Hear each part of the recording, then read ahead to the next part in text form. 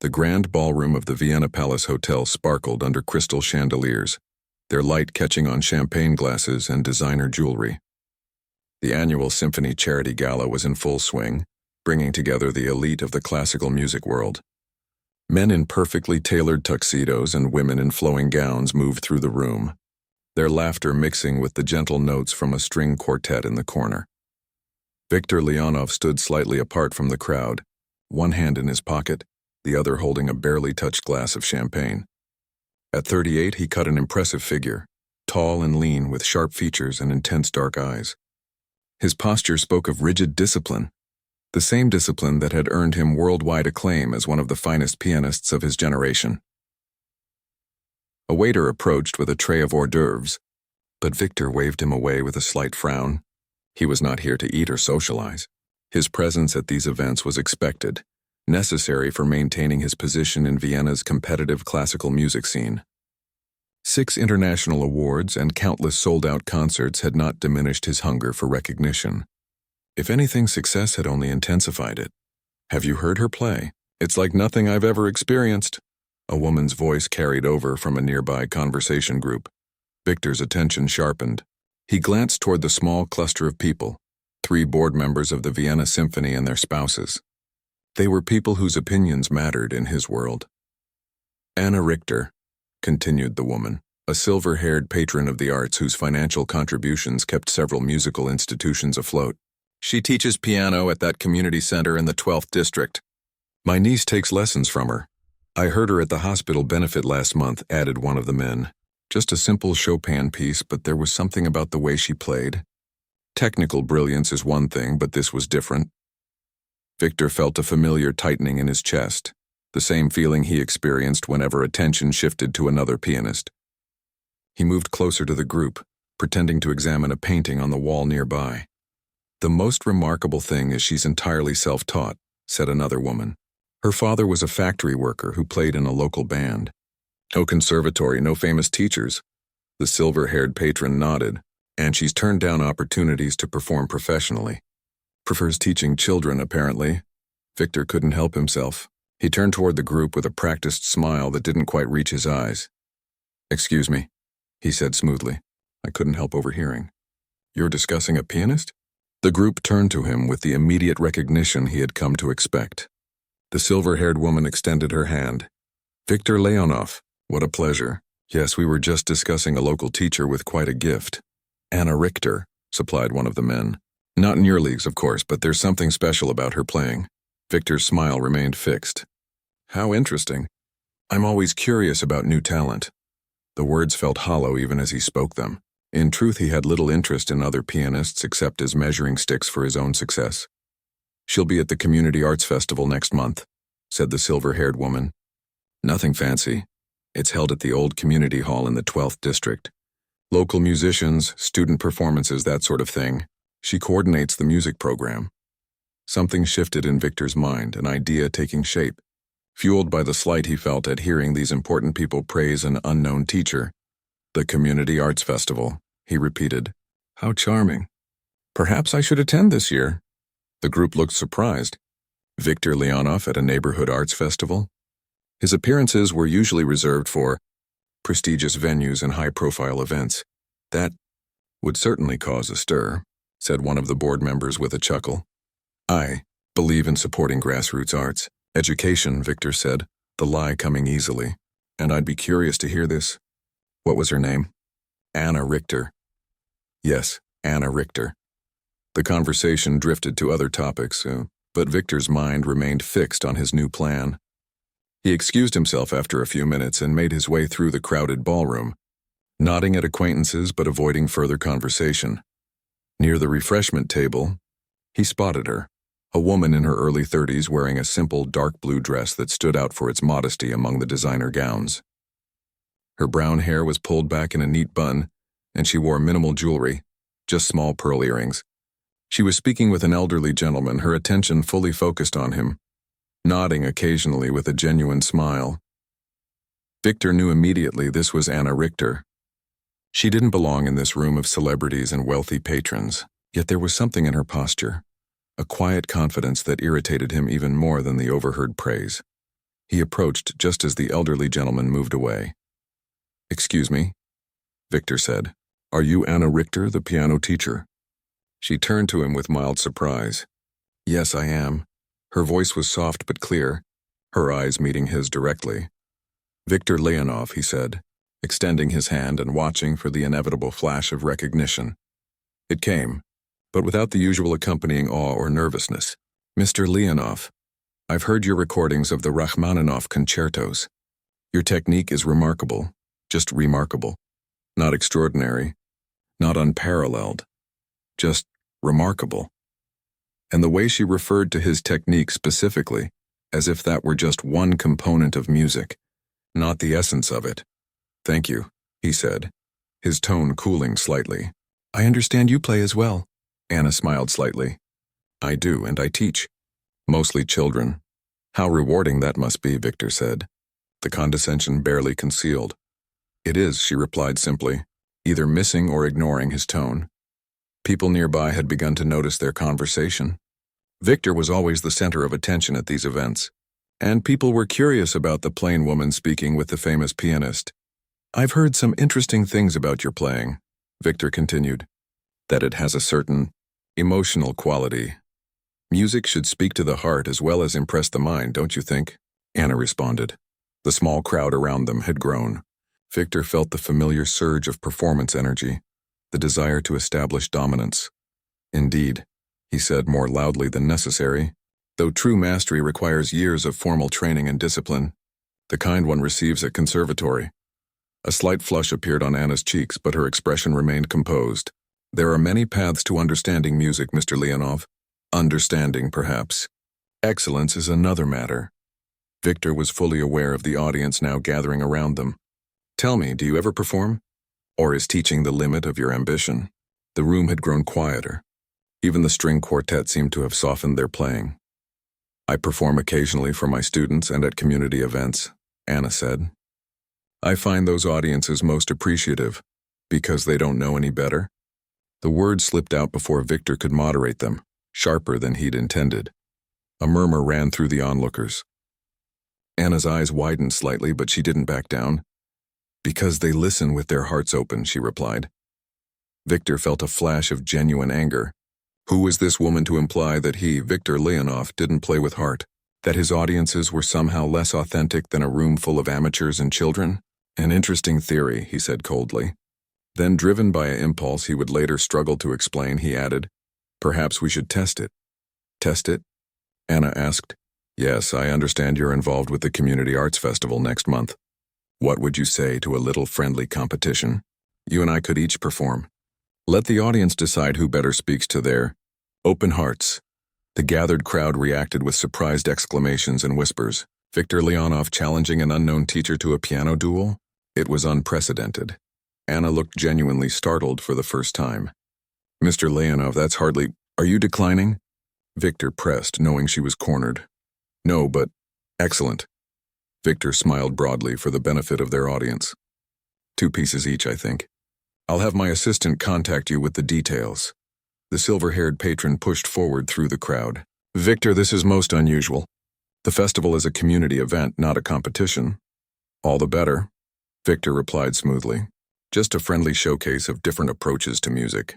"Surely Ms. Richter isn't concerned about performing alongside a professional?" All eyes turned to Anna. The trap was perfectly laid. If she refused, she would appear cowardly or overmatched. If she agreed, she faced public humiliation. Anna took a deep breath. For a moment, Victor thought he saw something like disappointment in her eyes. Not fear, but something more unsettling.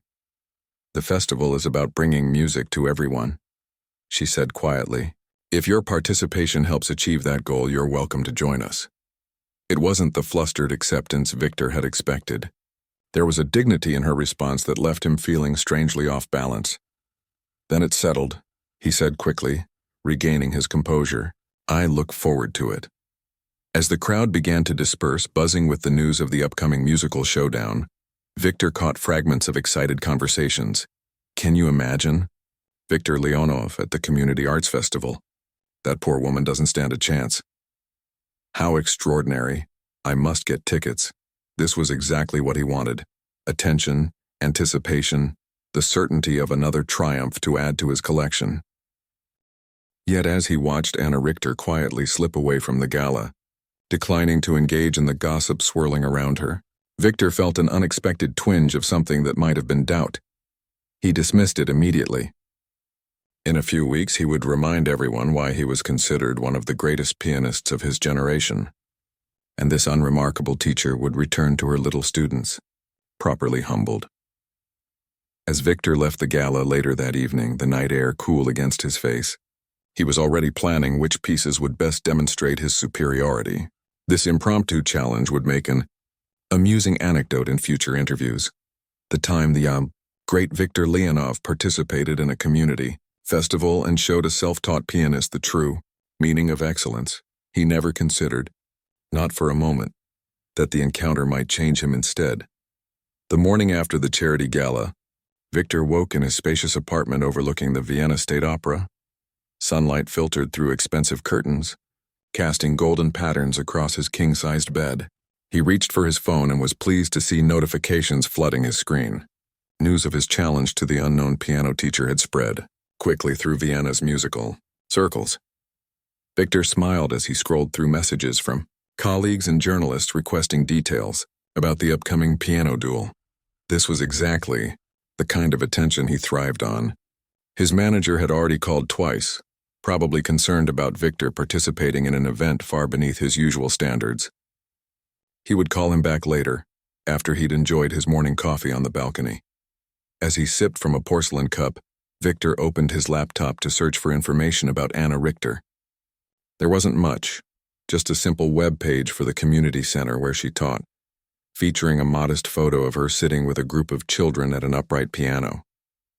The biography listed no prestigious schools, no famous teachers, no significant performances. Just a woman who had played piano since childhood and now taught others. This will be even easier than I thought, Victor muttered to himself. He closed the laptop and walked to his pride and joy, a 9-foot concert grand piano that dominated his living room. The instrument had cost more than most people's homes, its glossy black surface reflecting the morning light. Victor ran his fingers lightly over the keys, considering what pieces would best showcase his abilities, while highlighting the gap between professional excellence and amateur enthusiasm. After careful deliberation, he selected Liszt's La Campanella, a piece famous for its technical challenges and dazzling runs, and Rachmaninoff's Piano Concerto No. 3, First Movement, known as one of the most difficult pieces in the classical repertoire.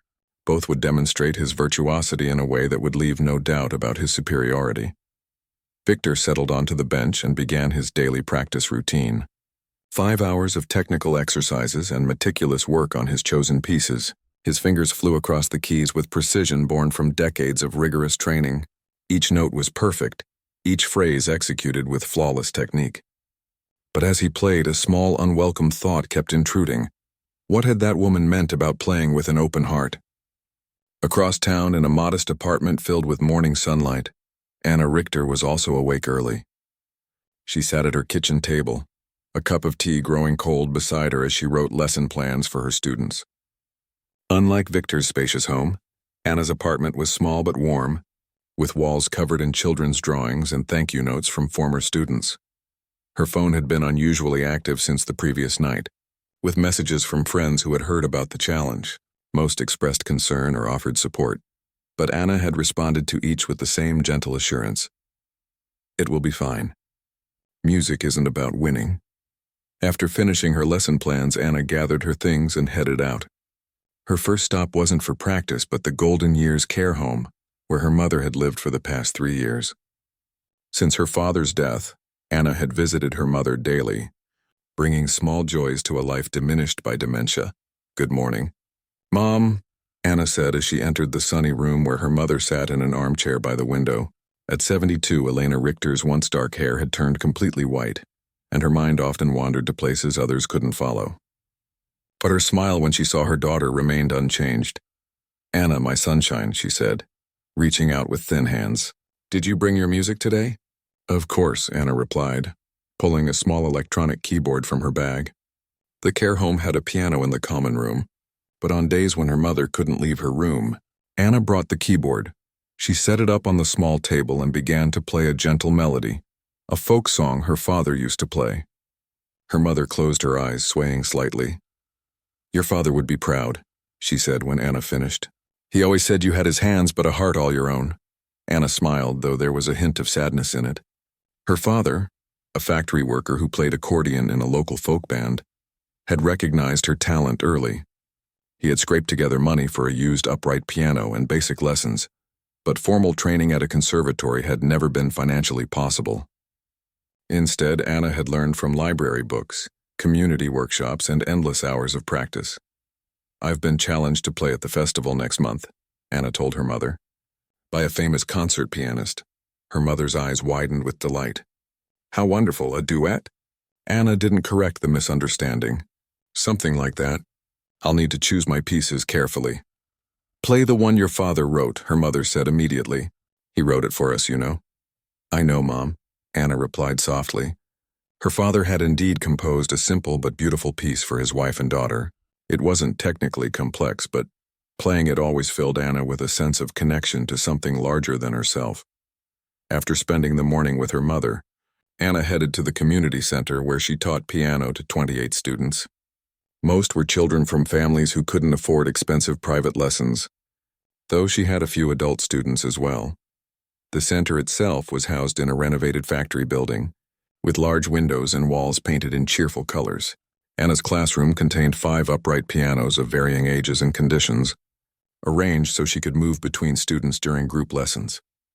Her first class that day was with beginners, 5 children between 8 and 10 years old who had been playing for less than 6 months. As they arrived, their faces lit up at the sight of her. "Ms. Richter." "Ms. Richter," called out a small boy with glasses too big for his face. "My mom says you're going to play against a famous pianist. Is it true?" Anna smiled as she helped him get settled at his piano. "I'm going to play at the festival, yes. And so is Mr. Leonov. Will you win?" asked a girl with braided hair. "It's not that kind of performance," Anna explained. "We're both just sharing our music." But the children weren't satisfied with this answer. "But he's famous," said another boy. "Aren't you scared?" Anna considered the question seriously. Being nervous about performing is natural. But music isn't about being better than someone else. It's about sharing something beautiful with people who want to listen. She gathered the children around one piano. "Let me show you something. Each of you play the C major scale." One by one, the children played the simple scale. Each played the same notes, but each sounded slightly different.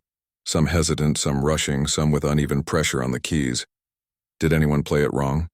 Anna asked when they finished. The children looked at each other, uncertain. "You all played the right notes," Anna continued. "But you each played them in your own way.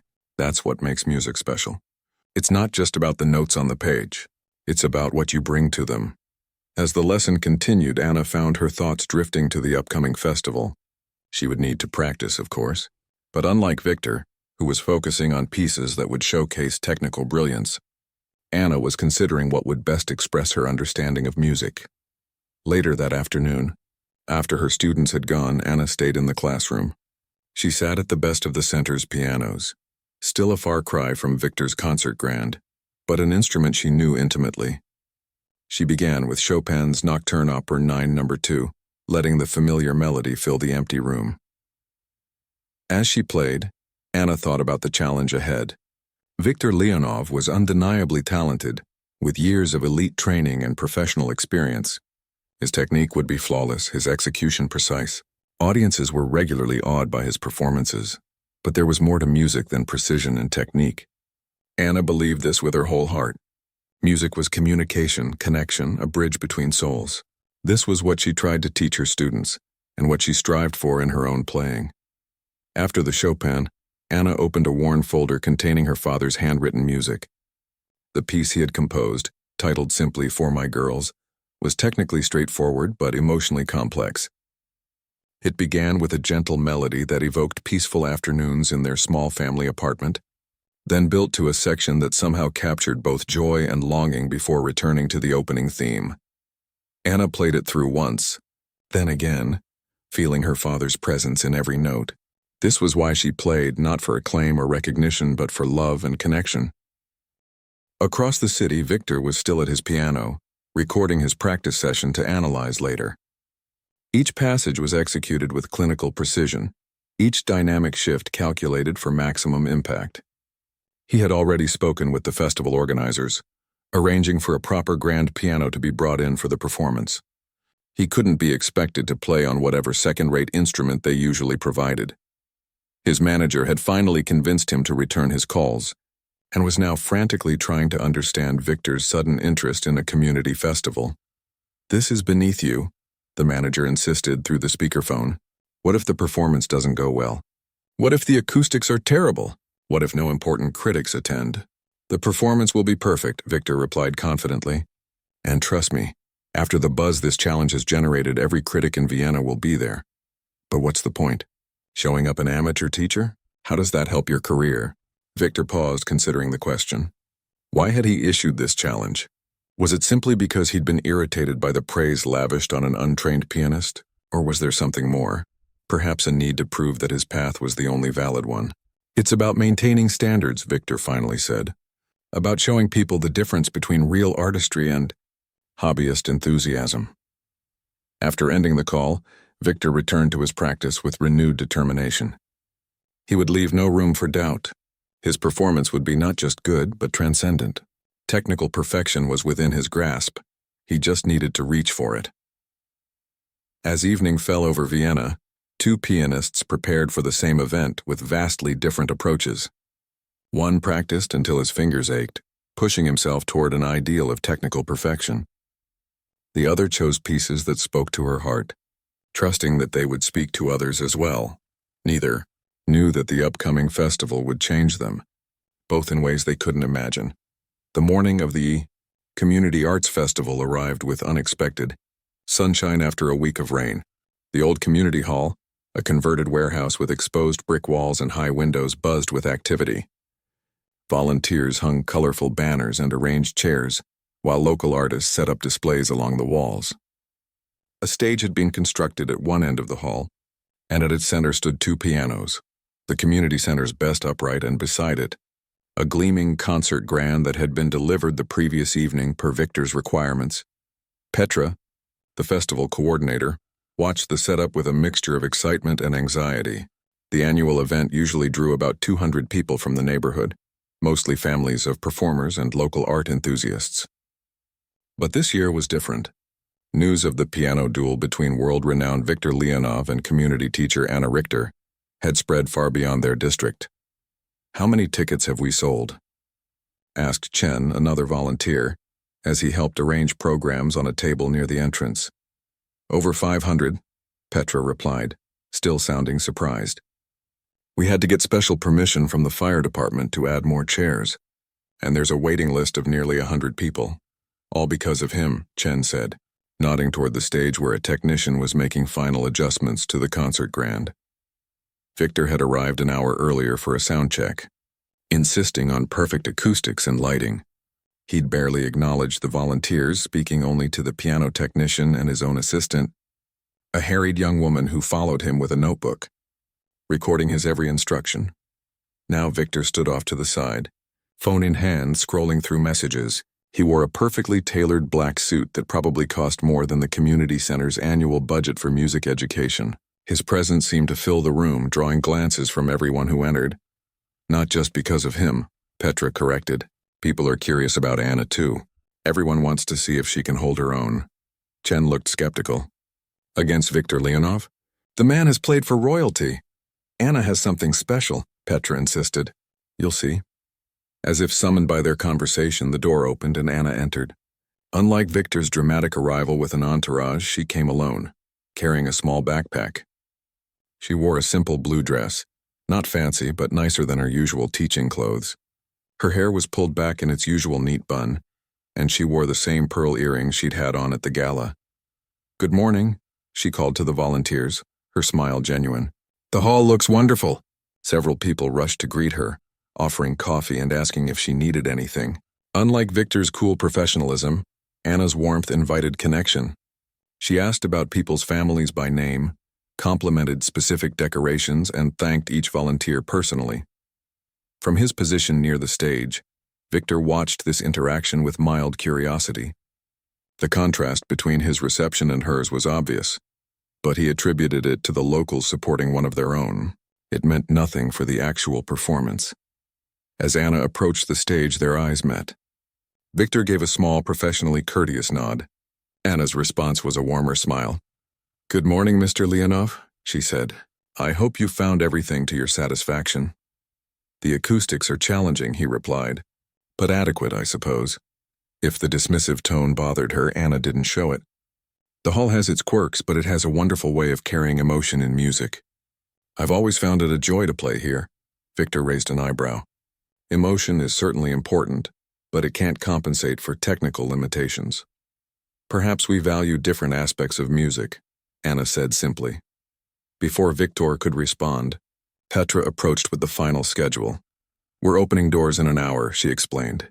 "The children's choir performs first, then the community orchestra. You'll both be the final performance before intermission." She looked between them. "We've decided on a format. Victor will play his first piece, then Anna will play her first. Then Victor's second piece, followed by Anna's. No formal judging, just an appreciation of two different styles." "That sounds perfect," Anna said. Victor merely nodded, already turning away to speak with his assistant. As the morning progressed, the hall filled with people. Local families arrived first, finding seats near the front. Then came the classical music enthusiasts from across Vienna, dressed more formally and carrying opera glasses. Finally, a group of music critics and journalists filed in, notebooks in hand, their expressions professionally neutral. Backstage, in a small room that had been designated as a performer's area, Victor paced slowly, going through his mental preparation routine. His focus was absolute, his mind already running through the pieces he would play, visualizing each movement of his hands. Across the room, Anna sat quietly, eyes closed. She wasn't running through her pieces or planning her performance. Instead, she was thinking about her students who would be in the audience, about her father who had taught her to love music, and about her mother who would hear about the performance later, though she might not fully understand it. A young girl peeked into the room, one of Anna's beginning students who was performing with the children's choir. "Ms. Richter," she whispered, eyes wide. "I'm scared." Victor glanced over with mild irritation at the interruption, but Anna immediately went to the child. "Come here, Lily," she said, kneeling to the girl's level. "Tell me what you're feeling." "My stomach hurts and my hands are shaking," Lily said. "What if I forget the words? What if everyone laughs?" "Those feelings have a name," Anna said gently. "It's stage fright, and do you know what?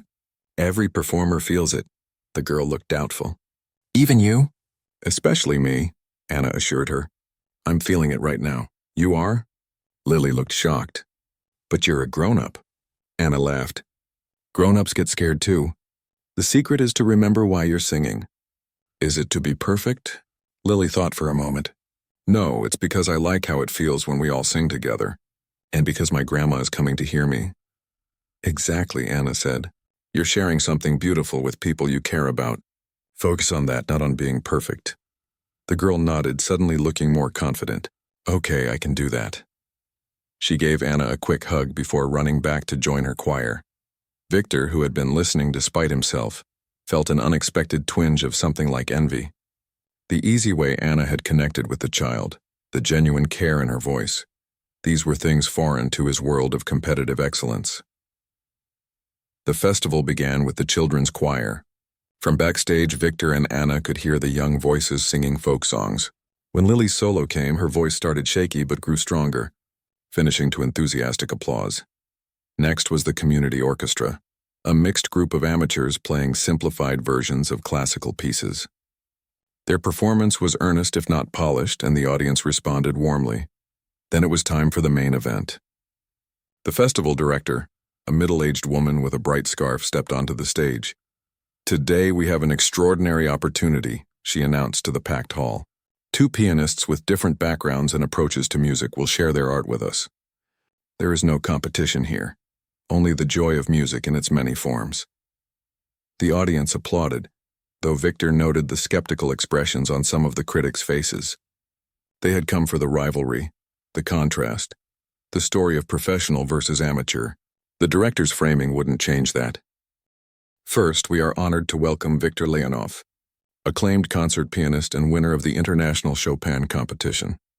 The applause swelled as Victor walked onto the stage, his posture perfect, his expression composed. He gave a precise bow, then seated himself at the concert grand. The hall fell silent as he placed his hands on the keys. Without introduction, he began to play Liszt's La Campanella. His fingers flew across the keys with astounding speed and precision, each note crystal clear. The technically demanding runs were executed flawlessly, the complex patterns unwinding with seemingly effortless skill. It was a masterclass in virtuosity, and the audience watched in awe as his hands became almost a blur over the challenging sections. Victor didn't look at the audience as he played. His focus was entirely on the music, on maintaining the perfect balance between power and control. As the final notes rang out, there was a moment of stunned silence before the applause erupted. He stood, bowed precisely, and returned backstage. The applause continued as Anna walked onto the stage. Her step was lighter than Victor's, her smile warm as she acknowledged the audience. She took her place at the upright piano, adjusted the bench, and placed her hands on the keys. She began to play Chopin's Nocturne Op. 9, No. 2. Unlike Victor's dazzling technical display, Anna's piece started gently, the familiar melody flowing like a peaceful stream. What struck the listeners immediately was not technical brilliance but emotional depth. Anna played as if she were telling a story, each phrase connecting to the next with natural grace. Victor, watching from the side of the stage, found himself listening more intently than he had expected. Her technique was good, not at his level, certainly, but more than competent. What surprised him was how the simple upright piano seemed to sing under her fingers. The tone she produced was rich and nuanced, drawing colors from the instrument he wouldn't have thought possible. When Anna finished, the applause was different from what Victor had received. Not the stunned reaction to virtuosity, but a warmer, more personal response. People were smiling, some with eyes glistening. As Anna returned backstage, she passed Victor on his way out for his second piece. Their eyes met briefly, and for the first time, Victor felt a flicker of uncertainty. Not about his technical abilities, those were beyond question, but about something more difficult to name. He pushed the feeling aside as he took his place at the piano again.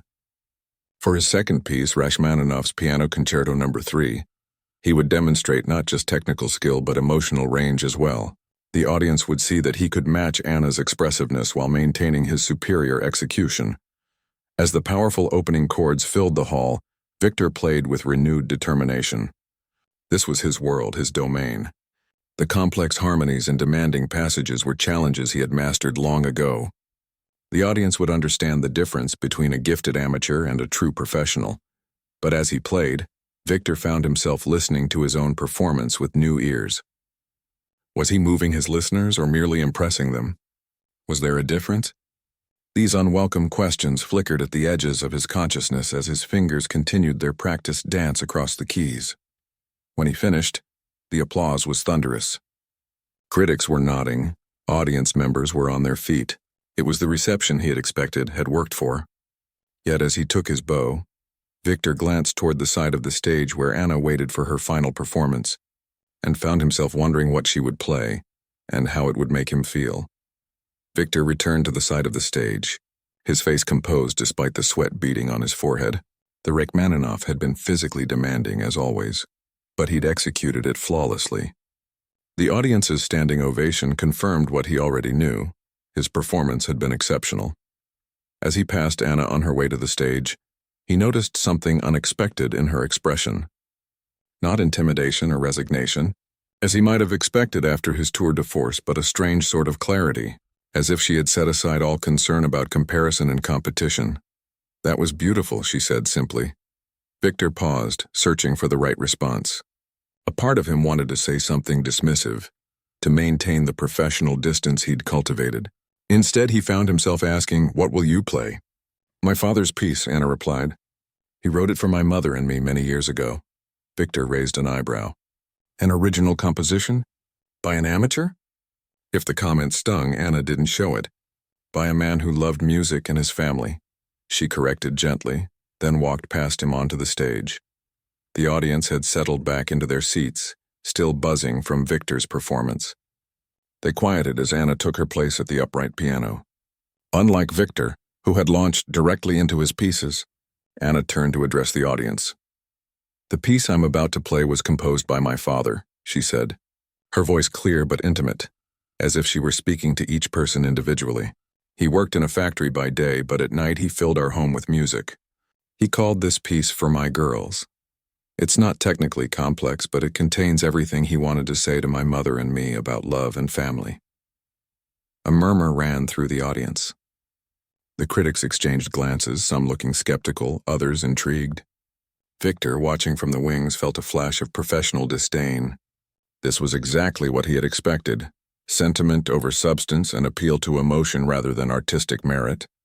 Anna placed her hands on the keys and began to play. The opening notes were simple, a gentle melody that seemed to capture the quiet contentment of everyday life. There was no technical showing off, no virtuosic runs or complicated harmonies, just a clear, heartfelt tune that somehow evoked sunlight through windows and the comfort of familiar voices. Victor found himself listening more closely than he'd intended. The piece was indeed simple in structure, something any competent second-year piano student could play. Yet there was something in the way Anna shaped each phrase, the subtle variations in touch and timing, that made it feel alive and breathing. As the music continued, it shifted into a more complex middle section. Here the melody took on a quality that was hard to define, a sense of yearning mixed with joy, of time passing and memories forming. Anna's body swayed slightly as she played, her face reflecting the changing emotions in the music. In the audience, something remarkable was happening. People were completely still, many with eyes closed. Some had tears streaming down their faces. Even the critics had set aside their notebooks, drawn into the moment. Victor watched, increasingly puzzled. How was she doing this? The piece was technically unremarkable, yet the effect on the audience was undeniable. He found himself analyzing her performance with growing intensity, trying to identify the technique behind the emotional impact. Was it her phrasing? The way she balanced the melody against the supporting harmonies? The subtle rubato she employed at key moments? All of these were sound musical choices, but nothing that explained the profound effect she was having. As the piece returned to its opening theme, now deepened by what had come before, Victor suddenly understood. Anna wasn't playing to impress anyone. She wasn't concerned with proving her skill or establishing her superiority. She was simply sharing something she loved, inviting others into an experience that mattered to her. The realization hit him with unexpected force. When was the last time he had played that way? When had music stopped being a joy to share and become instead a battlefield to conquer? He couldn't remember. The final notes of Anna's piece hung in the air, then faded to silence. For several seconds, no one moved or made a sound. It was as if the audience was reluctant to break the spell, to return to the ordinary world. Then, like a wave building slowly from the shore, the applause began.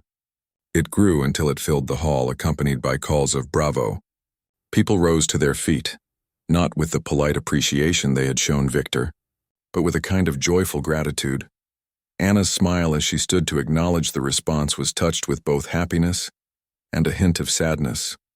Perhaps for her father, who had created this music, perhaps for her mother, who could no longer fully appreciate it.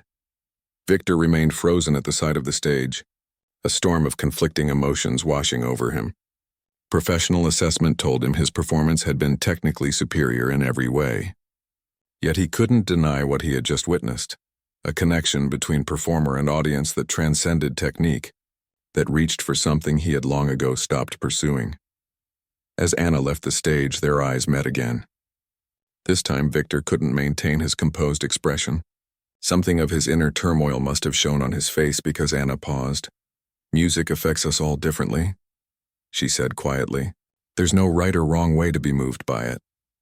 Before he could respond, she was surrounded by well-wishers, her students, their parents, community members who had known her for years. They enveloped her in their congratulations and affection while Victor stood apart, suddenly aware of his isolation. The festival director approached him, beaming. "Magnificent performances from you both. Such a contrast in styles, yet both so moving in their own way. We'll have a short intermission now and then continue with the second half of our festival." Victor nodded absently, his thoughts still tangled. He should be pleased with the outcome. He had demonstrated his superior skill to everyone present, including the critics who would write about this unusual event. He had done exactly what he came to do, so why did he feel this strange emptiness? As the audience filed out for intermission, chattering excitedly about what they had witnessed, Victor made his way to a quiet corner backstage.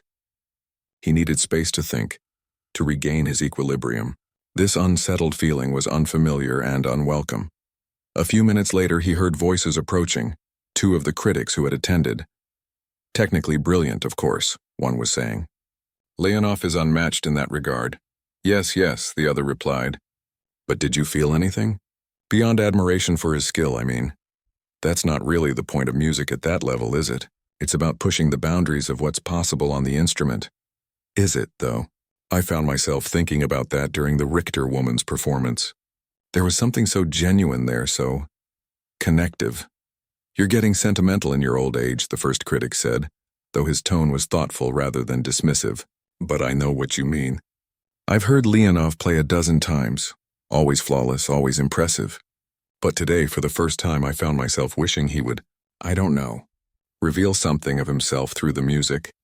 Not just his mastery of it. The voices faded as they moved away, but their words remained, echoing uncomfortably in Victor's mind. He had spent his entire life in pursuit of technical perfection. Every teacher from his childhood onwards had emphasized precision, control, virtuosity. His worth as a musician had been measured by competitions won, by the difficulty of the pieces he could master, by the flawlessness of his execution. No one had ever suggested there might be something missing. Across the room, he could see Anna speaking with a small group of her students. They were looking at her with a mixture of awe and affection, clearly inspired by what they had witnessed. But how did you know what to feel when you played? One boy was asking. I didn't decide what to feel, Anna explained. I just allowed myself to feel whatever the music brought up in me. That's what makes each performance unique, the particular emotions and thoughts that arise in that moment with that audience. Can you teach us to do that? Asked a teenage girl. Anna smiled. I can help you develop the technical skills you need to express yourself clearly. But the feelings themselves? Those are already inside you. Playing with heart isn't about adding something extra to the music. It's about removing the barriers between your inner life and the sounds you create. Victor found himself moving closer, drawn by a teaching approach so different from anything in his experience. What about making mistakes? Another student asked. I always get scared I'll hit wrong notes. Mistakes are part of being human, Anna said. Of course we work to play accurately, that's important. But a perfect performance without genuine feeling is just empty calories. It might impress, but it doesn't nourish. Like fancy desserts that look amazing but don't taste good, suggested the boy. Anna laughed. Exactly like that. Victor had heard enough. He turned away, seeking the exit. He needed air, space, distance from this place that had somehow shaken foundations he hadn't realized were vulnerable. Outside the community hall, the afternoon sun was warm on his face. Festival-goers milled about, enjoying refreshments and discussing the performances. Victor heard his name mentioned several times, always with admiration for his technical prowess.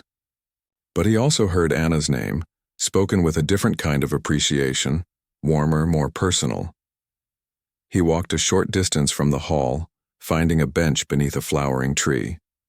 As he sat, the truth he had been avoiding settled around him like fallen petals. He had won the technical competition that existed only in his mind. But Anna had achieved something he had forgotten was possible. She had made music that mattered to people, that touched them not just intellectually but emotionally. The realization wasn't comfortable. It called into question too many years of single-minded pursuit, too many sacrifices made at the altar of technical perfection. Yet there was something liberating in it too, like a door opening to a room he had long ago locked and forgotten. Victor wasn't sure how long he sat there, lost in thought. He was startled back to awareness by the sound of approaching footsteps. Looking up, he saw Anna carrying 2 paper cups. I thought you might like some tea, she said, offering him one of the cups. It can be draining performing with such intensity. Victor hesitated, then accepted the cup. Thank you, he said, the words feeling stiff and unfamiliar. Anna sat beside him, leaving a respectful distance between them. For a few moments, they drank their tea in silence. "Your father's piece," Victor finally said. "It was—" He struggled to find the right words. "Beautiful" seemed inadequate. "Moving" sounded clinical. "It reached people," he finished simply. Anna nodded. That would have made him happy. He never wanted fame or recognition. He just loved creating something that could speak to the heart. "Is that why you play? To speak to the heart?" "I play because I can't imagine not playing," Anna replied. "Music has been my companion, my solace, my joy. Sharing it with others, my students, audiences, that's a privilege. But even if no one ever heard me play again, I would still need music in my life." Victor considered this. When had he last played just for himself, for the pure joy of it? He couldn't remember. "You have a remarkable gift," he said, surprising himself with the sincerity in his voice. "Not just your playing, but your teaching, your approach to music." Anna looked at him, her expression thoughtful. "So do you. Your technique is extraordinary. But technique is just the beginning, not the end." Their eyes met, and in that moment, something shifted between them, not friendship exactly, but a mutual recognition. One artist acknowledging another across a divide of different experiences and philosophies. "We should go back," Anna said, standing. "The second half will be starting soon." Victor nodded, rising as well. As they walked together toward the community hall, he felt the first stirrings of a question he had never allowed himself to ask. Was it too late to remember what had drawn him to music in the first place? Too late to find his way back to the joy that had been buried under years of relentless pursuit of perfection? For the first time in longer than he could recall, Victor didn't know what came next, and strangely, that uncertainty felt not like failure but like possibility. 3 months had passed since the Community Arts Festival. Vienna had transitioned from spring to summer, the parks filling with families enjoying the warm weather, street musicians playing on corners throughout the city. Life had returned to its normal rhythms for most people who had attended the festival, the memory of that day gradually fading beneath the demands of everyday life. But for Victor Leonov, everything had changed. He sat now in his spacious apartment, at the same concert grand piano where he had practiced so obsessively before the festival. Sheet music was spread across the bench beside him, but he wasn't playing. Instead, he was looking out the window at the city below, lost in thought. The reviews of the festival had been interesting, to say the least. Critics had praised his technical mastery as always, but several had also commented on the contrast between his performance and Anna's. One had written, "Leonov gives us perfection, Richter gives us humanity. One leaves us impressed, the other leaves us moved." Another had noted, "Perhaps there is something to be learned from the untrained musician who plays from the heart, even by those who have mastered every aspect of technique." Victor had read each review carefully, looking not for praise but for insight. The words had stung at first, challenging everything he had built his career upon. But as days passed, the sting had faded, replaced by a growing curiosity. What would it mean to play differently? Not to abandon the technical excellence he had worked so hard to achieve, but to add something more, that elusive quality he had witnessed in Anna's playing.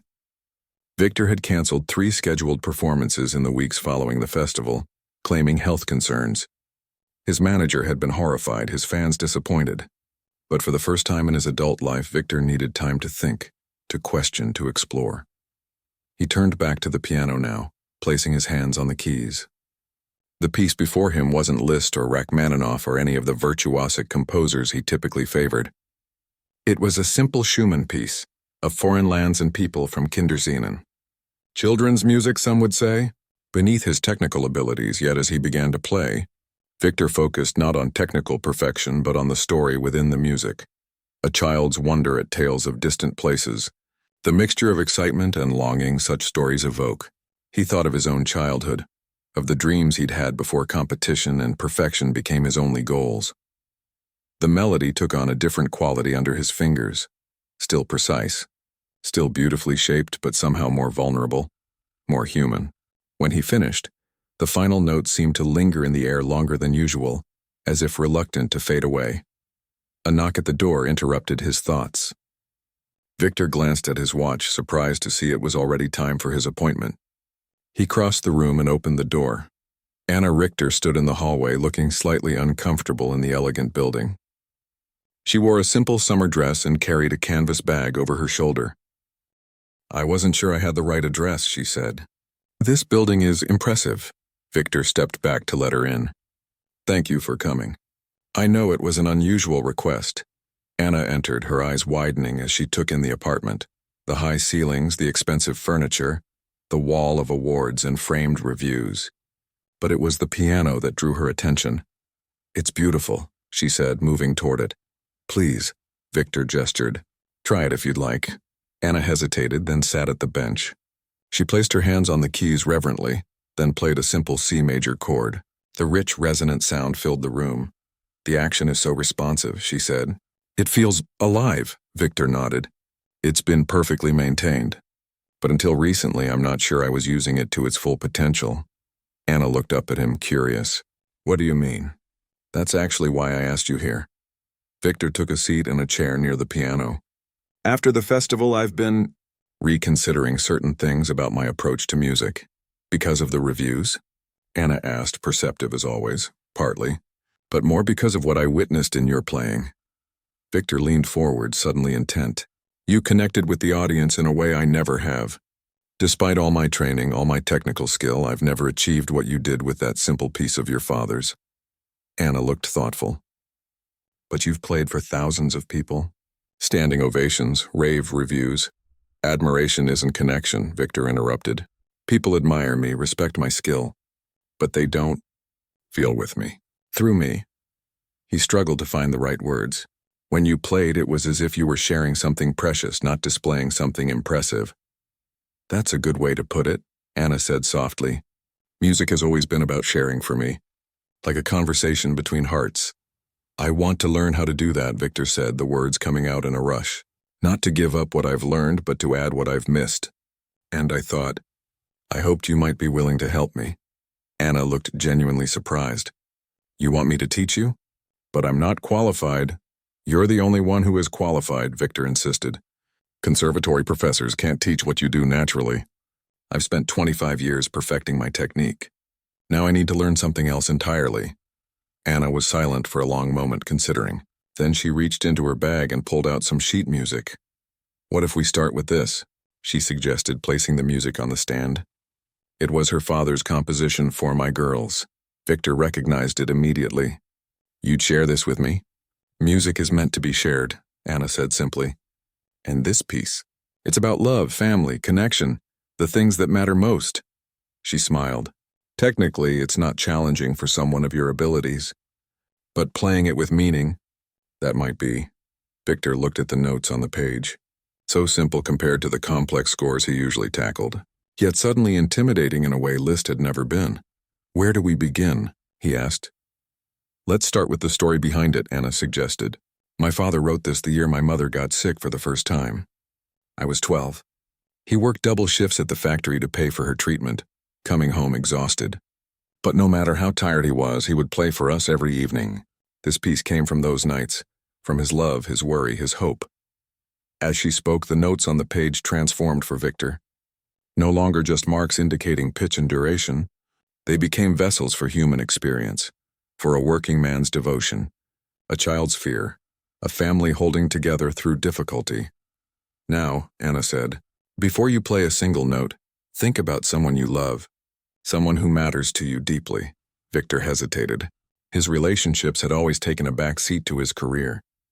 Parents who had pushed him relentlessly, colleagues who were also competitors, romantic connections that had wilted under the demands of his practice schedule and touring. Then he thought of his grandmother, who had died when he was a teenager. Unlike his ambitious parents, she had simply delighted in his playing, asking for simple folk tunes and clapping along with childlike joy. The memory of her smile came to him suddenly, vivid and warm. I'm ready, he said quietly. Play just the opening phrase, Anna instructed. But play it for her, whoever you're thinking of, as if they're the only one listening. Victor placed his hands on the keys and began. The simple melody that emerged was technically perfect, as always. But there was something different in it now, a tenderness, a humanity that hadn't been there before. Anna listened, nodding slowly. That's it, she said. That's the beginning. Over the next 2 hours, they worked through the piece together, not focusing on notes or rhythm. Victor mastered those immediately. but on intention, on emotional authenticity, on playing from a place of genuine feeling rather than calculated effect. Sometimes Anna would demonstrate, playing a phrase with subtle differences in touch and timing that completely changed its emotional impact. Other times she would ask Victor questions about his interpretation, pushing him to articulate the feelings he wanted to convey through each section. It was the strangest lesson Victor had ever experienced. No metronome, no repetitive technical exercises, no stern corrections. Instead, a gentle exploration of the human experiences behind the notes, the vulnerabilities that great music both expresses and evokes. By the time they reached the end of the piece, the afternoon light was fading from the windows. Victor played the final phrase, letting the last notes dissolve into silence. "That was beautiful," Anna said after a moment. "Different from how I play it, but equally true." Victor felt strangely drained yet energized, as if he had discovered a new way of using muscles long neglected. "I have a proposition for you," he said as Anna gathered her things to leave. "The Vienna Children's Hospital is holding a benefit concert next month. I was scheduled to perform, but I'd like to suggest a different program." "A duet?" Anna looked up surprised. "You and me?" "Yes, your father's piece arranged for 4 hands, and perhaps a few others we could select together. Not as a competition this time, but as a collaboration. 2 different approaches to music coming together. I've never played at that level." "You've played at every level that matters," Victor interrupted gently. "The children at the hospital will benefit from hearing music that speaks to the heart, not just music that demonstrates skill." Anna considered for a moment, then smiled. "I'd be honored," she said, "but on one condition." "What's that?" "That you come to the community center and work with my students. Not just once, but regularly. They could learn so much from you, and I think you might learn from them too." Victor thought about the children he'd seen at the festival, their uncomplicated joy in music, their eagerness to connect with their teacher. So different from the competitive pressure cooker of his own training. "I'd like that," he said, surprised by how genuinely he meant it. As they said goodbye at the door, something occurred to Victor. "The critics will be shocked," he said with a small smile. The great Victor Leonov playing a simple piece by an unknown composer alongside a community piano teacher. "Let them be shocked," Anna replied. "Music isn't for critics. It's for people." 1 year later, the Community Arts Festival was again in full swing. The old hall was packed beyond capacity, people standing along the walls and sitting in the aisles. On stage stood 2 pianos, not an upright and a grand this time, but 2 identical instruments of fine quality. The festival director stepped up to the microphone, beaming with pride. "For our final performance today, please welcome our very own Anna Richter, and returning to our festival, Victor Leonov." The audience erupted in applause as Anna and Victor walked onto the stage together. They had become a familiar sight in Vienna over the past year, performing duets at hospitals and schools, collaborating on a program that combined technical excellence with emotional authenticity. Victor's traditional fans had been bewildered at first by his change in direction. Some had drifted away, missing the virtuosic showpieces he had become known for, but new audiences had discovered him, drawn by performances that now offered not just brilliance but meaning, and Victor himself had changed. The rigid posture had softened somewhat. The perpetual slight frown had been replaced by a more thoughtful expression. He smiled now as he took his place at one piano, nodding to Anna at the other. "Today," he said to the audience, "we're going to play a new piece. Anna and I composed it together over the past few months. It's called Different Paths, Same Journey." As they began to play, the 2 distinct styles were immediately apparent. Victor's precision and technical brilliance, Anna's emotional depth and natural phrasing. But instead of competing, these different approaches now complemented each other, creating something neither could have achieved alone. Watching from the front row, Anna's students, including some new ones who came to the joint classes she and Victor now taught at the community center, recognized the theme their teachers had developed together, a melody about finding harmony in difference, beauty in collaboration rather than competition. As the final notes faded, Victor looked across to Anna, gratitude in his eyes for the gift she had given him, not just a new approach to music, but a rediscovery of why he had fallen in love with the piano in the first place all those years ago.